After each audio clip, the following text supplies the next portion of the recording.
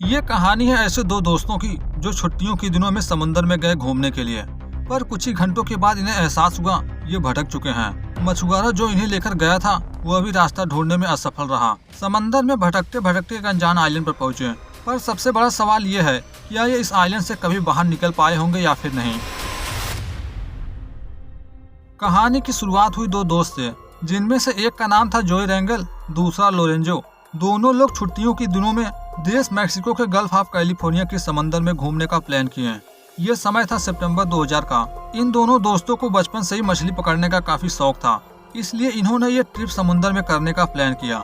दोनों लोग gulf of California के समुद्री तट पर पहुंचे, जहां से वहां के समंदर में जाने के लिए मछुआरों से हेल्प ली। एक मछुआरा मिल गया जो उन्हें अपने बोट से हेल्प करेगा वहां ले जाने में। इनका ये ट्रिप काफी लंबा चलने वाला था, जिसमें 1 से 2 दिन लगने वाले थे। फिलहाल कुछ ही देर में सारी तैयारी के साथ मछुआरे इन्हें बोट में लेकर निकल पड़े समंदर में। इनका प्लान था एक छोटे से आइलैंड पर रुकेंगे जो होगा इनसे सबसे नजदीक। सबसे बड़ा मकसद है फिशिंग करने का, इसलिए जाते वक्त बीच रास्ते में रुक जाया करते थे मछली पकड़ने के लिए। दोनों दोस्त मिलकर कई सारे मछलियों को पकड़े। ये थे बहुत ही खुश। इनका अभी तक का जर्नी काफी ठीक ठाक चला। इस समय दोपहर के 1:30 बज चुके थे, पर शाम होने से पहले इन्होंने आइलैंड तक पहुंचने का निर्णय लिया। इस समय जहां वे मौजूद थे वहां से थोड़ी दूरी पर एक दूसरी आइलैंड थी, लेकिन मछुआरा बताने लगा कि हमें उस आइलैंड पर नहीं बल्कि दूसरे आइलैंड पर जाना है। उनमें से एक दोस्त ये बात कई बार कंफर्म किया कि हमें इसी पर जाना चाहिए, काफी नजदीक है। लेकिन मछुआरे का मानना था वह ठीक आइलैंड नहीं, वहाँ बहुत ही कम लोग जाते हैं। आप लोगों को मछली वगैरह पकड़ने को वहाँ कुछ भी नहीं मिलेगा। दोनों लोग भी इस बात को ज्यादा सीरियस नहीं लिए। उनका भी मानना था हम तो ट्रिप के लिए आए हैं, हमें क्या, जहाँ ये ले चलेगा हम वहीं जाकर एंजॉय करेंगे। पर अब तक शाम भी होने वाली थी। धीरे धीरे जैसे समय गुजर रहा था अंधेरा होने लगा। कम रोशनी में आगे का कुछ भी दिखाई नहीं पड़ रहा था सही से। वक्त के साथ साथ फिशिंग मैन को भी भ्रम होने लगा, कहीं हम रास्ता तो नहीं भटक जाएंगे। अगले कई मिनटों तक सफर जारी रहा, पर जैसे जैसे अंधेरा हो रहा था दोनों लोगों के अंदर डर बैठने लगा। फिशरमैन के चेहरे के हाव भाव को देखकर दोनों को एहसास हो चुका था जरूर इससे कुछ गलती हो गई है जो ये हमें बताना नहीं चाहता। इनके पास जो आइलैंड था ये उससे कई किलोमीटर दूर जा चुके थे। इनका जिस आइलैंड पर जाने का मकसद है वो अभी भी वहाँ पर नजर नहीं आ रहा। पर इसी दौरान उनका बोट धोखा दे दिया। बोट का इंजन ही बंद पड़ गया समंदर के बीच। अगले कुछ मिनट तक बोट स्पीड की वजह से चलता रहा, पर ज्यादा समय नहीं। कुछ ही मीटर चलने के बाद स्पीड बिल्कुल कम हो गई। इसी दौरान उन्हें सामने देखने को मिला एक आइलैंड, पर ये जैसे तैसे करके आइलैंड के किनारे पहुंचे। वहाँ लहरें काफी ऊंची ऊंची थी, इन्हें किनारे जाना मुश्किल होगा। लहरें बार बार इन्हें कभी आइलैंड की तरफ ले जा रही थी तो कभी कर रही थी उससे दूर। लहरें खतरनाक साबित तब हुई जब बोट को अपने बहाव में ले जाकर आइलैंड के एक बड़े से चट्टान से टक्कर मारी। इस टक्कर के बाद दोनों लोग बोट के नीचे गिर गए। इस बात से अंदाजा लगाया जा सकता था जब ये टक्कर इतनी तेजदार थी तो जरूर कुछ तो नुकसान हुआ होगा बोट का। टक्कर के बाद दोनों दोस्त तथा मछुआरा पानी में गिर गया, पर किनारे से ज्यादा दूर नहीं थे, इसलिए तैरते हुए जल्द से जल्द आइलैंड पर पहुंच गए। रात के वक्त पानी का टेम्परेचर काफी कम था, दोनों ठंड से कांप रहे थे।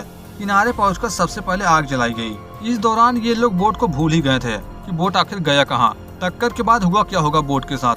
फिलहाल ये पूरी रात उसी आइलैंड पर रहे। अंधेरा होने से बोट भी कहीं नहीं दिखाई पड़ रहा था। दोबारा समुद्र में जाकर उसे ढूंढने की भी हिम्मत नहीं हुई। फिलहाल रात वहीं गुजर गया, सुबह हुआ। आज यहाँ इनका दूसरा दिन है। सुबह जब नींद से जागे तो उन्होंने सबसे पहले समंदर के किनारे की तरफ नजर घुमाया, जहाँ उन्होंने देखा बोट तो वहाँ है ही नहीं। समंदर की ऊंची ऊंची लहरों को देखकर इन्हें एहसास हो चुका था रात भर में बोट वहाँ से कहीं चला गया होगा। बिना बोट के यहाँ से निकलना लगभग इम्पॉसिबल है, क्योंकि ये कई किलोमीटर दूर थे किनारे से। इन्हें बस एक ही उम्मीद है रेस्क्यू वगैरह का। पर ये जिस आइलैंड पर थे इसके बारे में पता नहीं था मछुआरे को भी। मछुआरा जिस आइलैंड की बात कर रहा था शायद से वो पीछे ही छूट गया। आइलैंड पूरी तरह से वीरान था, जहाँ किसी प्रकार का कोई भी पेड़ पौधा या जंगल झाड़ी नहीं था। ऐसे सिचुएशन में सरवाइव करना लगभग असंभव होगा। जीवित रहने का एक ही रास्ता था, वह था मछली को पकड़ना। आइलैंड काफी छोटा था, इसलिए चारों तरफ जब घूमकर जायजा लिया गया टापू का तो उन्होंने पाया बोट तैरकर आ गया है दूसरे साइड। पर टक्कर के बाद बोट पर काफी गहरा असर पड़ा था। वैसे भी खराब इंजन के साथ यहाँ से निकलना आसान नहीं होगा। फिलहाल अभी के लिए बोट के अंदर से जितना भी पानी था बाहर निकाले। 2 बड़े डंडे की हेल्प से यहाँ से निकलने की कोशिश में लग गए। ये जिस आइलैंड पर मौजूद थे यहाँ से किनारा था करीब 30 से 32 किलोमीटर। अगले 2 घंटे तक इन्होंने नाव को आगे बढ़ाया। अब तक ये आइलैंड से काफी दूर जा चुके थे। दोपहर के वक्त उन्होंने देखा कि एक शिप है जो था उनके काफी करीब, पर दोनों लोगों ने चिल्ला चिल्लाकर अपनी आवाज उन तक पहुंचाने की कोशिश की, मगर शिप उनसे काफी दूर था जहां उनकी आवाज पहुंच नहीं पाई। शिप वहां से चला गया। फिलहाल समंदर के बीच ही ये बोट के साथ ही पड़े रहे। पिछले 3 से 4 घंटों से लगातार पतवार चलाते चलाते इन सभी का हाथ दुखने लगा। टापू से बस कुछ ही किलोमीटर दूर जा पाए थे। अब तक शाम भी होने को आई। रात के वक्त थक हार कर तीनों लोग बोट में ही लेट गए। तभी इन्हें अचानक से लहरों की आवाज सुनने को मिली, जिसका मतलब था ये जरूर फिर से वापस आ गए हैं आइलैंड के पास। जब उठकर देखा तो सच में थे ये आइलैंड के करीब। बोट जिस स्पीड से बढ़ रही थी आइलैंड की तरफ, पिछली रात की तरह इस बार भी टक्कर होगी चट्टान से। तीनों बड़े मुश्किल से बोट को चट्टान से टकराने से रोक पाए। ये जिस आइलैंड से दूर गए थे दोबारा से पहुंच गए उसी पर। दूसरी रात भी वे उसी आइलैंड पर रहे। सुबह हुआ। आइलैंड पर तीसरा दिन था इनका। अब इन्हें सिर्फ सर्च पार्टी का होप था। पहली कोशिश के बाद इन्हें एहसास हो चुका था यहाँ से निकल पाना वो भी बोट के साथ नामुमकिन है। लोरेंजो जो उन सबसे थोड़ा ज्यादा वेट का था, उसे ब्लड प्रेशर तथा शुगर जैसी प्रॉब्लम होने लगी। तीसरे दिन भी ये आइलैंड के किनारे बैठकर किसी जहाज की राह देखते रहे और तीसरे दिन भी किसी भी प्रकार की कोई मदद नहीं मिली। रात हो गया। इनहैबिटेड आइलैंड पर एक अच्छी बात थी, यहाँ इन्हें किसी भी चीज का कोई खतरा नहीं, न जंगली जानवर न सांप वगैरह। पर इसके बावजूद भी जीवित रहना किसी चुनौती से कम नहीं है। तीसरी रात भी जैसे तैसे गुजर गया। इनके पास थोड़ा बहुत सामान था जिसे खा पी कर खुद को सरवाइव करने में कामयाब हुए। चौथा दिन भी आ गया। खाने पीने की तलाश में आइलैंड के किनारे घूमते फिरते रहते थे। फिशिंग रोड भी इनके पास नहीं कि मछली वगैरह पकड़ पाए। चलते वक्त लोरेंजो की हेल्थ लगातार खराब हो रही थी, पर वह इसके बारे में दोनों में से किसी को नहीं बताया। बस इतना कहता रहता था कि ठीक है। उसका दोस्त पूछा भी था कई बार, लेकिन वह हर बार मना कर देता था। काफी लंबे समय तक चलते चलते आइलैंड के एक ऐसे कोने में पहुंचे जहां से आगे बढ़ने के लिए पानी में उतरना होगा, क्योंकि सामने रास्ता बंद था।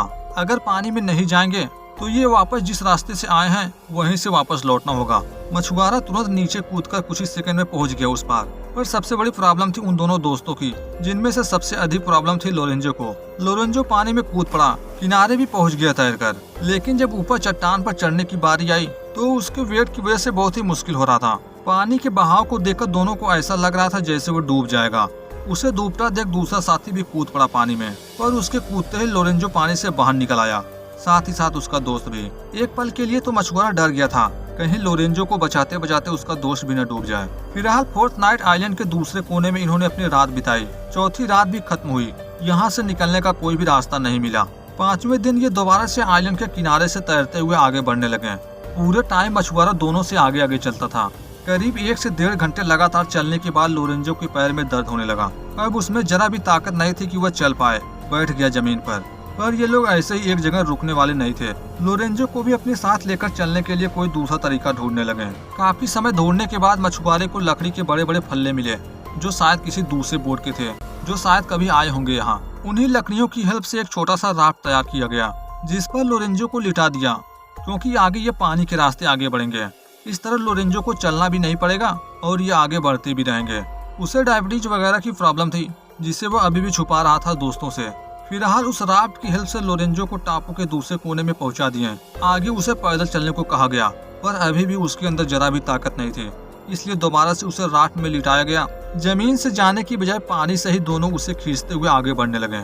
उसकी हेल्थ इस तरह खराब हो गई थी कि राफ्ट पर बैठे रहना भी मुश्किल था। घूमकर जब दोबारा उसी छोर पर पहुंचे जहां से इन्होंने चलना शुरू किया था, तो उसके कुछ ही मीटर पहले इन्होंने फिशिंग रॉड देखा, जो था उनके बोट पर। दरअसल रात के वक्त जब टक्कर हुई थी यहाँ, तो फिशिंग रॉड आ गया था आइलैंड पर। इस तरह ये उसी आइलैंड पर रहते थे, इधर उधर भटकते रहते थे मदद की उम्मीद में, मगर कोई भी हेल्प किसी तरह से नहीं मिली। आइलैंड पर इनका समय ऐसे ही गुजरता रहा। आज इन्हें आइलैंड पर रहते हुए हो चुके थे पूरे 9 दिन, पर कोई भी मदद नहीं मिली, ना यहाँ पहुँच पाई रेस्क्यू टीम। पर ऐसा नहीं था। एक दिन पहले 8वें दिन उन्हें ढूंढने के लिए रेस्क्यू टीम निकली थी। दोनों 8वें दिन भी जब उन्हें नहीं मिले तो रेस्क्यू टीम उन्हें मरा समझ ली। वे वापस से उन्हें ढूंढने की खोज को बंद कर दिए। बिना खाना पानी की हर पल कमजोर पड़ते जा रहे थे। चलना मुश्किल हो रहा था। एक जगह रुकना भी इन्होंने सही नहीं समझा, इसलिए हर रोज आइलैंड का चक्कर लगाते रहते थे, इसी उम्मीद में शायद कोई शिप यहाँ से गुजरे। 9 दिनों बाद तो मानो जैसे इन्होंने हार मान ली हो, अब ये आइलैंड से नहीं निकल पाएंगे। पर उम्मीद हर पल थी कि कोई तो आएगा आखिरी वक्त पर। समय गुजरता रहा। दिन के वक्त आइलैंड के चारों तरफ घूमते रहते थे। रात होने पर आग जलाकर चट्टान के बगल में सो जाया करते थे। अब तक लोरेंजो का दाहिना पैर काफी गंभीर रूप से इंजर्ड हो गया था। उसमें तो बिल्कुल चलने की ताकत नहीं थी।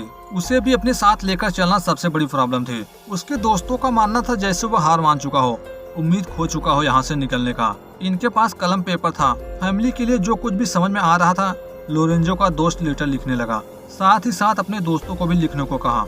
अगर हम नहीं रहे कोई इस आइलैंड पर पहुंचा तो हमारे बारे में जान पाए कि यहाँ कोई आया था कभी। लेकिन लोरेंजो साफ मना कर दिया, वह कुछ नहीं लिखेगा। उसे पूरा यकीन था यहाँ से निकल जाएगा। जैसे तैसे 9वीं रात भी गुजर गया, सुबह हुआ। आज इनका 10वां दिन है। सुबह वापस से आगे बढ़ने लगे। बीच रास्ते में इन्हें कुछ भी मिलता था, कीड़े मकोड़े तक खा जाते थे, पर लोरेंज ऐसा कुछ नहीं किया। जिस तरह वो अपने आप को संतावना दे रहा था वह जीवित बच निकलेगा, पर देखा जाए तो वह जीवित रहने के लिए कुछ भी नहीं कर रहा। 10वीं रात आग जलाने के लिए लाइटर जेब से निकाला, पर वह टूट चुका था। आज की ठंडी रात बिना आग जलाए बितानी पड़ी। ये हर दिन उठते थे, आइलैंड का चक्कर लगाते थे, रात होते ही सो जाते थे। बस ऐसे ही इनका समय चलता रहा। 12वें दिन भी ऐसा ही करने में लगे थे कि इन्होंने देखा लोरेंजो बार बार सो रहा है, पर रात तो बिल्कुल नींद लिया था, सोना तो नहीं चाहिए। इसका रीजन पूछा भी गया, मगर वह कुछ नहीं बताया, बस इतना कहता था ठीक है। इसी नींद में उसका चश्मा भी गिर गया पानी में। दोनों लोगों से चश्मा ढूंढने को कहा, पर वे लोग समझाने की कोशिश किए कि वह नहीं मिलेगा। पर आज उसका बर्ताव बिल्कुल अलग था। जो भी ठान लेता था जिद करने लगता था बच्चों की तरह।